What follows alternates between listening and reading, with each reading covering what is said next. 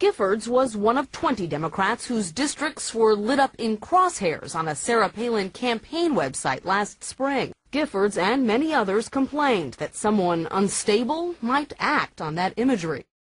As you point out, the suspect is not cooperating with investigators, so we don't know the motive. President Obama also delivered that message, saying it's partly the political rhetoric that led to this. So that's why we want to bring up one of the themes that's burning up on the social media right now, on Twitter and Facebook. There is a lot of talk, in particular, about Sarah Palin. And as you might recall, back in March of last year, when the health care vote was coming to the floor of the House, and when this was all heating up, Palin tweeted out a message on Twitter saying, "Common sense conservatives don't retreat, instead reload." And she referred folks to her Facebook page. On that Facebook page was a list of Democratic members she was putting in crosshairs, and Gabrielle Giffords was one of those in the crosshairs. Now, Palin has said that she did not mean that literally. It was not meant to be a violent statement. She didn't want anyone to follow through on it. But Gabrielle Giffords was herself asked about this on television, and she said she felt targeted.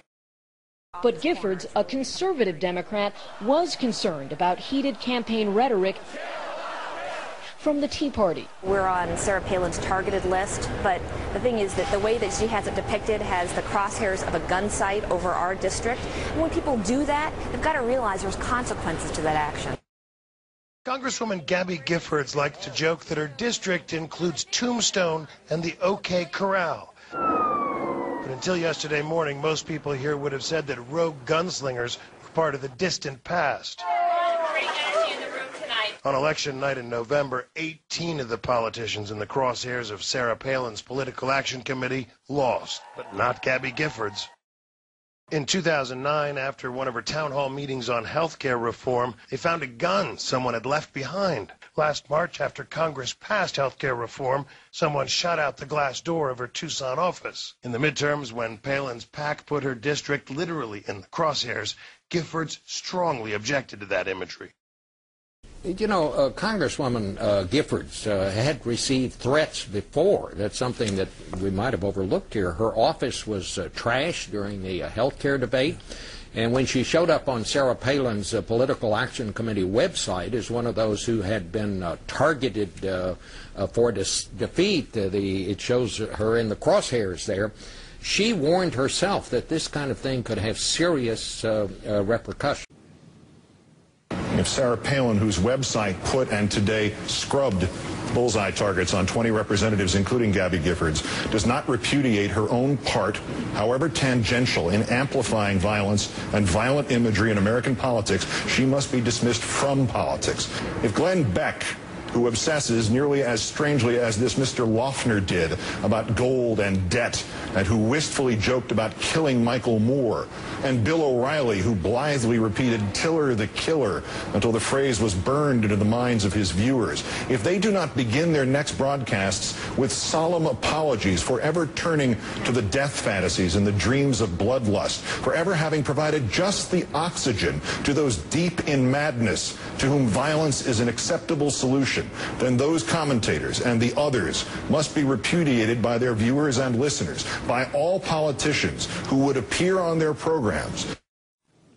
You know, there's so many, we become so vitriolic. We talk about this on the show so often that it's sort of, is this what happens because we've become so vitriolic that, you know, people who are unstable are hearing things saying, go and get these people? We live in a world of violent images and violent words. But those of us in public life and the journalists who cover us should be thoughtful in response to this and try to bring down the rhetoric, which I'm afraid has become pervasive in our discussion of political issues. The phrase, "don't retreat, reload," putting crosshairs on congressional districts as targets.